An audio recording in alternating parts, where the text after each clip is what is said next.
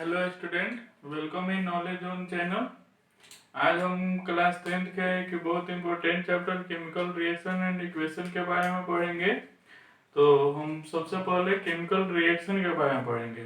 तो chemical reaction का हमारे डेली लाइफ में बहुत सारे यूज आप लोग देखे होंगे। जैसे यहाँ पे कोई भी हम आयरन का ऑब्जेक्ट लेके आते हैं, जैसे गेट हो गया या कोई भी रॉड हो गया, तो इनिशियल कंडीशन में उसके आउटर लेयर डिस्ट्रॉय नहीं होता है, लेकिन जैसे जैसे टाइम बीतते जाता है वैसे उस पे रस्ट लग जाता है। या यहाँ पे कोई भी फूड मटेरियल है, उसको कुछ देर तक छोड़ देते हैं तो उसका नेचर और बिहेवियर भी तुम्हारा क्या होता है, चेंज हो जाता है, ये एसिडिक हो जाता है। तो आखिर क्या ऐसा कौन सा रीजन है जिसके कारण वो उसका जो बिहेवियर और नेचर है वो चेंज हो रहा है, तो उसी के बारे में हम डिटेल में पढ़ेंगे। तो इस चैप्टर का नाम है केमिकल रिएक्शन एंड इक्वेशन। तो पहले हम केमिकल रिएक्शन के बारे में पढ़ेंगे और उसके बाद केमिकल इक्वेशन के बारे में पढ़ेंगे। तो केमिकल रिएक्शन होता क्या है? तो a process in which new compound is formed with new properties, यानी वो प्रोसेस जिसमें न्यू कंपाउंड का फॉर्मेशन हो और न्यू कंपाउंड का जो प्रॉपर्टीज है वो तुम्हें क्या होना चाहिए, डिफरेंट होना चाहिए। फॉर एग्जांपल, अगर यहाँ पे H2 प्लस O2 लेते हैं तो ये H2O बनता है। तो ये तुम्हारा गैस, ये भी तुम्हारा गैस, और एक तुम्हारा क्या आता है, लिक्विड कंडीशन में। तो जो इसका प्रॉपर्टीज होगा इससे क्या होगा, डिफरेंट होगा। उसी तरह यहाँ पे C प्लस O2 है तो ये तुम्हारा क्या होगा, CO2। तो उस कंडीशन में तुम जानते हो कि ऑक्सीजन क्या करता है, कंबसन को इंक्रीज करता है, लेकिन कार्बन डाइऑक्साइड क्या करता है, कंबसन को डिक्रीज करता है। तो उस कंडीशन में कह सकते हैं कि इसके प्रॉपर्टीज दोनों के क्या है, डिफरेंट है। तो यहाँ पे याद रखना कि एक एरो के लेफ्ट साइड है और एक एरो के राइट साइड है। तो एरो का जो लेफ्ट साइड रहता है उसको रिएक्टेंट बोलते हैं, और जो एरो के राइट साइड रहता है उसको हम प्रोडक्ट बोलते हैं। तो ये क्या होगा कि ये substance which take part in chemical reaction, यानी वह सबस्टेंस जो केमिकल रिएक्शन में पार्टिसिपेट करता है उसको रिएक्टेंट बोलते हैं। और ये क्या होगा, तो ये substance which formed after chemical reaction, तो उसको हम क्या बोलते हैं, प्रोडक्ट बोलते हैं। तो यहाँ पे रिएक्टेंट में क्या क्या आ जाएगा, तो उसके लिए H2 प्लस O2 हो जाएगा या C प्लस O2 हो जाएगा, और प्रोडक्ट में क्या आ जाएगा, तो यहाँ पे H2O और CO2 हो जाएगा। अब यहाँ पे है जैसे रिएक्टेंट हुआ और ये तुम्हारा क्या हो गया, प्रोडक्ट हुआ। तो कोई भी मान लो मैन्युफैक्चर कंपनी है कि जैसे मान लो यहाँ पे बीट का यूज करके अगर बिस्किट का फॉर्मेशन कर रहा है, तो बीट का यूज करके बिस्किट का फॉर्मेशन कर रहा है, तो बीट का धीरे धीरे अमाउंट क्या होगा, डिक्रीज होगा, और बिस्किट का अमाउंट क्या होगा, इंक्रीज होगा, क्योंकि बीट डिक्रीज होगा तब तो बिस्किट का फॉर्मेशन होगा। तो उस कंडीशन में याद रखना कि इसका अमाउंट धीरे धीरे क्या होगा, इंक्रीज होगा, डिक्रीज होगा, और इसका धीरे धीरे क्या हो जाएगा, इंक्रीज हो जाएगा। तो सेकेंड पॉइंट इसमें the concentration of reactant is decreases and concentration of product is increases। Concentration का जो मीनिंग होता है अमाउंट से होता है, यानी ड्यूरिंग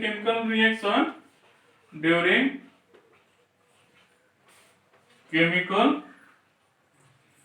रिएक्शन यानी ड्यूरिंग केमिकल रिएक्शन जो कॉन्सेंट्रेशन ऑफ रिएक्टेंट होगा वो धीरे धीरे क्या होगा, डिक्रीज होगा, और कॉन्सेंट्रेशन ऑफ प्रोडक्ट धीरे धीरे क्या होगा, इंक्रीज होगा। उसके बाद थर्ड पॉइंट याद रखना, in this reaction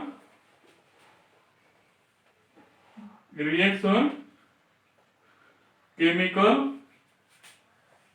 change is involved and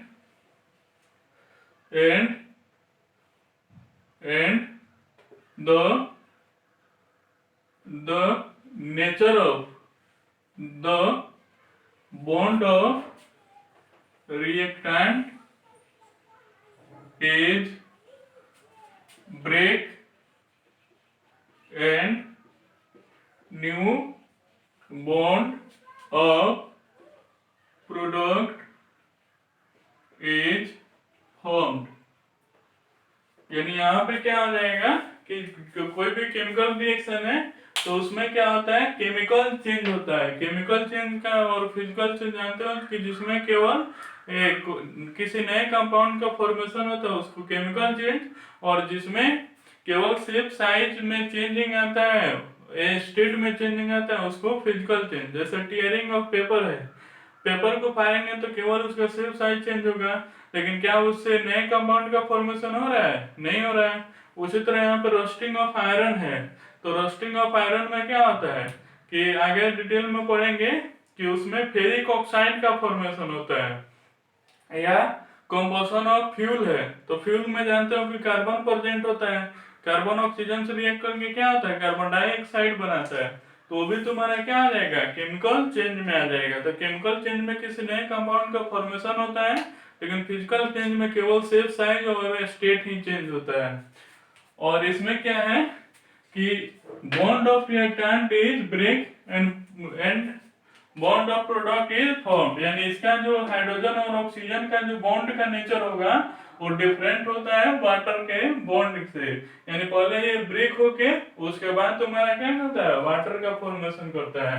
अब यहाँ पे याद रखना कि जो रिएक्शन होता है यानी on the basis of speed, यानी स्पीड के आधार पे जो रिएक्शन होता है वो तीन टाइप का होता है। एक होता है फास्ट रिएक्शन, एक होता है मॉडरेट रिएक्शन, और एक होता है स्लो रिएक्शन। तो फास्ट रिएक्शन का मतलब क्या हो गया कि जिसमें जो टाइम से क्या हो, इंडिपेंडेंट हो, यानी उसमें टाइम नहीं लगे। जैसे ही रिएक्टेंट को लाएंगे पास में वैसे ही प्रोडक्ट का फॉर्मेशन हो जाएगा, तो उसको हम फास्ट रिएक्शन बोलते हैं। तो इसमें कौन सा आ जाता है, तो फास्ट रिएक्शन में कौन आता है, तो ऑल आयोनिक कंपाउंड। क्लास 9 में पढ़े हो कि ट्रांसफॉर्मेशन ऑफ इलेक्ट्रॉन से आयोनिक कंपाउंड का फॉर्मेशन होता है। तो जितने भी आयोनिक कंपाउंड होंगे, यानी जैसे NaCl है, चाहे HCl है या KCl है, ये सब तुम्हारा क्या करेगा, फास्ट रिएक्शन को शो करेगा। मॉडरेट में कौन सा आता है, तो ऑल बायोमोलेक्यूल। बायोमोलेक्यूल क्या होगा, तो जो कार्बन, हाइड्रोजन और ऑक्सीजन से मिलकर बनता है वो, कि जैसे यहाँ पे ग्लूकोज है C6H12O6, या सुक्रोज है C12H22O11। तो ये सब किसको शो करेगा, मॉडरेट रिएक्शन का, यानी उसका स्पीड नहीं बहुत स्लो रहेगा और नहीं बहुत हाई रहेगा, वो बीच में रहेगा फास्ट और स्लो रिएक्शन के। और स्लो रिएक्शन में कौन रहेगा, तो ऑल कोवैलेंट कंपाउंड, यानी ऑल कोवैलेंट कंपाउंड किसमें रहेगा, स्लो रिएक्शन में। तो कोवैलेंट में जानते हो कि जैसे H2O हो गया, चाहे CO2 हो गया, चाहे NH3 हो गया, तो ये सब जो रेट ऑफ रिएक्शन होता है वो तुम्हारा क्या होता है, स्लो होता है। तो हमारे जो डेली लाइफ में है वो हमको क्या है, हमारे लिए सबसे यूजफुल कौन सा होता है, मॉडरेट रिएक्शन, यानी जिसका स्पीड नहीं बहुत अधिक हो और नहीं स्पीड तुम्हारा क्या हो, कम हो, यानी दोनों दोनों में मतलब उसका स्पीड फास्ट रिएक्शन और स्लो रिएक्शन के बीच में रहे। तो उस कंडीशन में क्या करना पड़ेगा कि इसके स्पीड को इंक्रीज करना पड़ेगा और इसके स्पीड को डिक्रीज करना पड़ेगा, तब वो कहाँ पे पहुंचेगा, मॉडरेट रिएक्शन के पास पहुंचेगा। तो उस कंडीशन में एक सबस्टेंस आता है कैटालिस्ट। तो क्या आता है कि substance which either increase or decrease the rate of chemical reaction without involvement,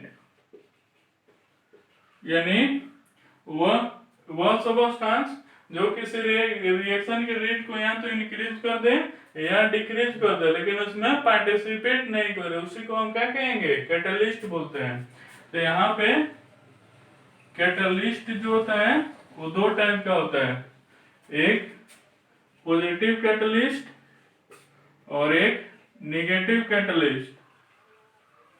तो पॉजिटिव कैटलिस्ट क्या होगा कि जो रेट ऑफ रिएक्शन इंक्रीज कर दे। नेगेटिव कैटलिस्ट क्या होगा, तो जो रेट ऑफ रिएक्शन डिक्रीज कर दे। तो उस कंडीशन में कि इसमें क्या आ जाएगा, पॉजिटिव कैटलिस्ट में तो एल्युमिनियम ऑक्साइड आ जाएगा, Fe2O5 वेंडियम ऑक्साइड आ जाएगा। उसी तरह यहाँ पे प्लेटिनम हो गया, निकेल हो गया, ये सब तुम्हारा पॉजिटिव कैटलिस्ट का काम करता है।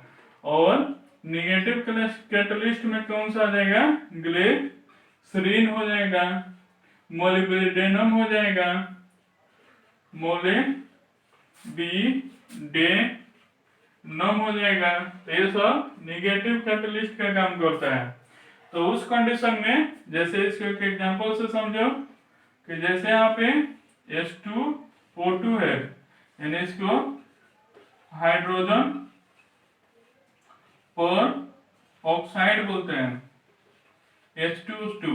अब इसको क्या करेंगे, ब्रेक करेंगे तो H2+O2 का फॉर्मेशन होगा और यहाँ पे कैटलिस्ट का यूज करेंगे। तो अगर यहाँ पे V2O5 का यूज करेंगे तो ये क्या है, पॉजिटिव कैटलिस्ट। तो यहाँ पे रेट ऑफ रिएक्शन इंक्रीज हो जाएगा। अगर यहाँ पे हम ग्लिसरीन का यूज करते हैं तो ये निगेटिव कैटलिस्ट है, तो यहाँ पे रेट ऑफ रिएक्शन तुम्हारा डिक्रीज कर जाएगा। तो उस तरह रेट ऑफ रिएक्शन का मीनिंग क्या हुआ कि H2 और O2 का जो फॉर्मेशन का रेट है वो इस कंडीशन में इंक्रीज होगा, इस कंडीशन में डिक्रीज होगा। लेकिन यहाँ पे जो V2O5 हम यूज कर रहे हैं या ग्लिसरीन यूज कर रहे हैं वो प्रोडक्ट में पार्टिसिपेट नहीं है ना, इसलिए विदाउट इन्वॉल्वमेंट में यानी बिना पार्टिसिपेट किए हुए वो रेट ऑफ रिएक्शन को क्या करता है, इंक्रीज कर देता है या डिक्रीज कर देता है। तो उसी को हम क्या कहते हैं, कैटलिस्ट कहते हैं। अब आगे पढ़ेंगे कि कहीं पे केमिकल रिएक्शन हो रहा है या नहीं हो रहा है उसको कैसे जानेंगे। तो यहाँ पे इसके लिए पांच प्रॉपर्टी होता है, यानी 5 कंडीशन होता है, उसके द्वारा हम जान जाएंगे कि यहाँ पे कोई केमिकल रिएक्शन हो रहा है या नहीं हो रहा है। यानी यहाँ पे नेक्स्ट है कि how to identify chemical reaction is proceed और नॉट। तो उसमें 5 कंडीशन होता है। पहला होता है जैसे change in state of reactant and product, यानी जो रिएक्शन में पार्टिसिपेट कर रहा है उसका स्टेट और प्रोडक्ट का स्टेट अगर डिफरेंट रहेगा तो वहां पे केमिकल रिएक्शन हो रहा है। जैसे यहाँ पे एग्जांपल में अगर H2 है प्लस O2 है तो वो H2 हो गया। तो ये तुम्हारा गैस, ये भी गैस, और ये तुम्हारा क्या हो जाता है लिक्विड। तो यहाँ पे स्टेट का चेंजिंग हुआ। अगर मान लो बर्निंग ऑफ कैंडल है, तो बर्निंग ऑफ कैंडल है तो उस कंडीशन में पहले क्या होता है सॉलिड में रहता है, उसके बाद किस में जाएगा लिक्विड में रहेगा, और उसके बाद तुम्हारा क्या होता है वेपर में जाता है। तो उस कंडीशन में भी क्या हो रहा है स्टेट का चेंजिंग हो रहा है, तो उसको हम क्या कहेंगे कि वहां पे केमिकल रिएक्शन हो रहा है। उसके बाद सेकेंड नंबर में चेंज इन कलर, यानी अगर कहीं पे कलर का चेंजिंग आ रहा है तो उसको हम कहेंगे कि वहां पे केमिकल रिएक्शन हो रहा है। जैसे यहाँ पे लेबोरेटरी में कभी गए होंगे तो देखे होंगे कि कॉपर सल्फेट में जब आयरन में डालते हैं तो इसका जो कलर होता है वो ब्लू होता है। तो ये FeSO4 प्लस Cu होगा, तो इसका जो कलर हो जाता है वो क्या हो जाता है ग्रीन हो जाता है। तो यहाँ पे कलर में क्या हुआ चेंजिंग हुआ, तो इसे समझेंगे कि वहां पे केमिकल रिएक्शन हो रहा है। इसका एक बहुत इंपॉर्टेंट क्वेश्चन इस पे आता है कि यहाँ पे during during during during white washing of wall it seems to dim, but after some time it seems to bright। यानी जब भी हम कभी चूना से अगर अपने घर को पेंट करते हैं तो इनिशियल कंडीशन में वो तुम्हारा क्या होता है उसका कलर डिम होता है, लेकिन जैसे जैसे टाइम बीतते जाएगा वैसे उसका कलर भी क्या हो जाता है ब्राइट होते जाते हैं। इसका रीजन क्या है, तो उस कंडीशन में याद रखना कि हम मार्केट से क्या लेके आते हैं कैल्शियम ऑक्साइड लाते हैं जिसको स्लेक्ट लाइम कहते हैं, और उसको हम क्या करते हैं वाटर के साथ मिक्स करते हैं तो क्या बनता है कैल्शियम हाइड्रोक्साइड, जिसको हम क्या करते हैं क्विक लाइम कहते हैं। और इसका का यूज हम किस में करते हैं व्हाइट वॉशिंग में करते हैं। अब यहाँ पे हम क्या किए कि दीवार पे इसका व्हाइट वॉशिंग कर दिए। अब यहाँ पे ये क्या कर देता है कि CaOH का होल ट्वाइस एटमॉस्फेयर में जो कार्बन डाइऑक्साइड प्रेजेंट होता है उसे रिएक्ट करके CaCO3 बनाता है, और ये तुम्हारा व्हाइट प्रेसिपिटेट होता है, यानी ये जो होता है व्हाइट प्रेसिपिटेट होता है। तो उस कंडीशन में क्या होता है व्हाइट कलर का दिखाई देता है। तो यहाँ पे पूछेगा कि अगर POP यानी यहाँ पे हम किसी वॉल को अगर चूने से पेंट किए तो इनिशियल कंडीशन में उसका कलर डिम दिखाई देता है, लेकिन जैसे टाइम बीतते जाता है वैसे उसका कलर क्या होता है व्हाइट हो जाता है, इसका रीजन ब्राइट हो जाता है। इसका रीजन क्या है, तो जो चूने से हम पेंट किए वो क्या है कैल्शियम हाइड्रोक्साइड है, और वो जब एटमॉस्फेयर में कार्बन डाइऑक्साइड से रिएक्ट करते हैं तो कैल्शियम कार्बोनेट बनता है, और वो तुम्हारा व्हाइट प्रेसिपिटेट होता है, इसलिए व्हाइट दिखाई देता है। प्रेसिपिटेट का मीनिंग क्या है वो आगे बता रहे हैं। उसके थर्ड नंबर में आता है फॉर्मेशन ऑफ प्रेसिपिटेट। तो फॉर्मेशन ऑफ प्रेसिपिटेट, तो प्रेसिपिटेट का मीनिंग क्या है, तो ये substance which formed after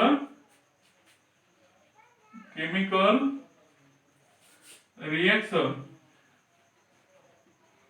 which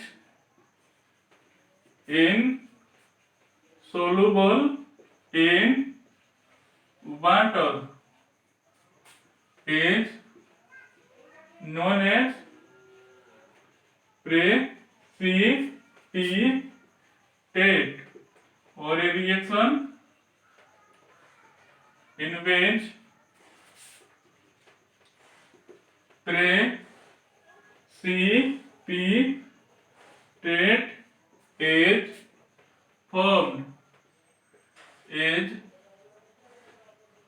known as precipitation reaction. For example, यानी यहाँ पे पोटेशियम आयोडाइड है और यहाँ पे लेड नाइट्रेट है, तो जब इसे रिएक्ट करेंगे तो पीबीआई और प्लस पोटेशियम नाइट्रेट का फॉर्मेशन होगा। तो जो पीबीआई का कलर होता है वो तुम्हारा येलो होता है और ये वाटर इनसॉल्युबल होता है, तो इसलिए इसको प्रेसिपिटेट कहते हैं।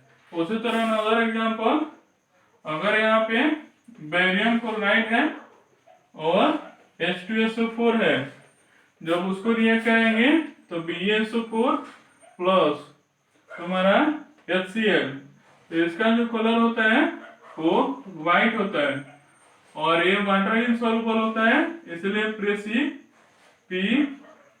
कहते हैं। उसके बाद थर्ड कंडीशन जो फोर्थ कंडीशन में रहता है कि यहाँ पे इवोल्यूशन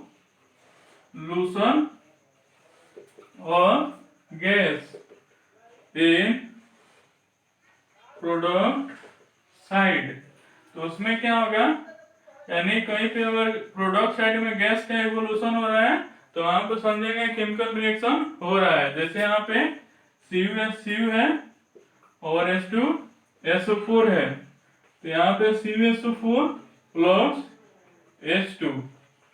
उसी तरह यहाँ पे Mg है प्लस H2SO4 है, तो यहाँ पे क्या आ जाएगा MgSO4 plus H2।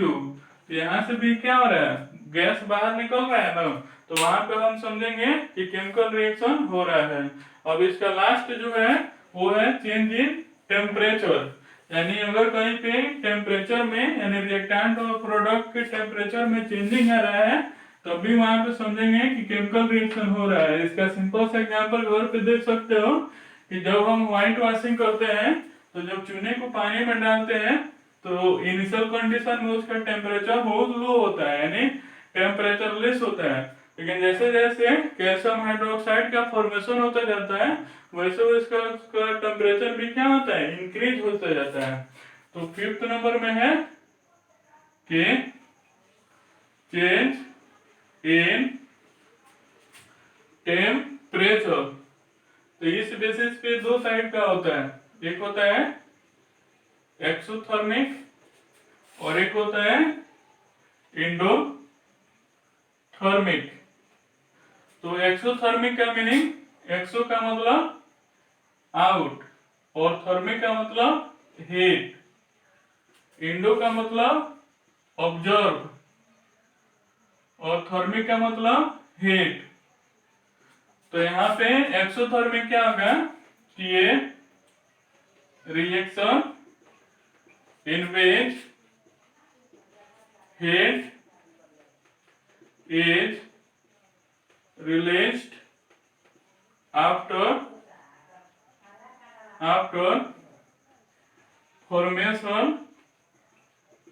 of product, यानी अगर कोई रिएक्शन है जिसमें प्रोडक्ट के फॉर्मेशन के बाद क्या हो, हीट रिलीज हो, उसको हम क्या कहेंगे, एक्सोथर्मिक।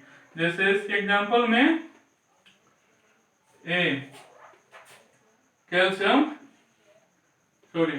एग्जांपल में कंबसन, तो कंबसन में क्या होता है कि कार्बन को ऑक्सीजन से रिएक्ट कराते हैं तो CO2 और यहाँ पे क्या होता है, हीट रिलीज होता है, तो उस कंडीशन में इसको क्या बोलेंगे, एक्सोथर्मिक। इसमें इंपोर्टेंट आता है रेस्पिरेशन, तो रेस्पिरेशन में क्या होता है कि C6H12O6, यानी ग्लूकोज जब ऑक्सीजन के प्रेजेंस में जाता है तो CO2 H2O और प्लस एनर्जी तुम्हारा हीट के रूप में रिलीज होता है, तो उसको हम क्या बोलेंगे, एक्सोथर्मिक। तो इसमें पूछता है कि why respiration is exothermic reaction, तो during respiration energy heat is release in form of energy, और ये इक्वेशन दिखा देना। केमिस्ट्री में जब भी कोई क्वेश्चन पूछे तो वहां पर लैंग्वेज के साथ साथ इक्वेशन दिखाना मस्ट होता है। अब यहाँ पे एंडोथर्मिक कहेंगे तो इसका जस्ट अपोजिट होगा कि ये reaction in which product is formed after supply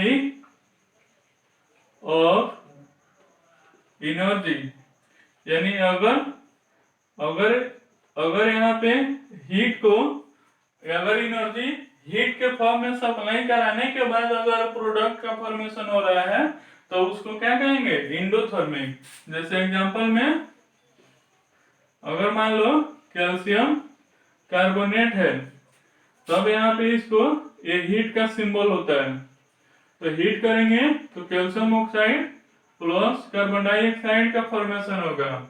उसी तरह यहाँ पे फोटो सिंथेसिस है, तो उस कंडीशन में ये भी इंपॉर्टेंट है, पूछता है कि why photosynthesis is a endothermic reaction. इसमें क्या होता है कि CO2 H2O जब सनलाइट और क्लोरोफिल के कंडीशन में रखते हैं, तो उस कंडीशन में C6H12O6 प्लस O2 यानी ग्लूकोज और ऑक्सीजन का फॉर्मेशन कर रहा है। तो उस कंडीशन में ग्लूकोज और ऑक्सीजन किसके प्रेजेंस में हो रहा है, तो सनलाइट के कंडीशन में, यानी सन से वो हीट को ऑब्जर्व कर रहा है, उसके बाद में प्रोडक्ट का फॉर्मेशन हो रहा है। तो इसीलिए इसमें हीट का ऑब्जर्वेशन हो रहा है, तो एंडोथर्मिक। इसमें हीट रिलीज हो रहा है तो क्या आ जाएगा, एक्सोथर्मिक। और नोट में यहाँ पे एक चीज याद रखना, इन लेबोरेटरी ड्यूरिंग burning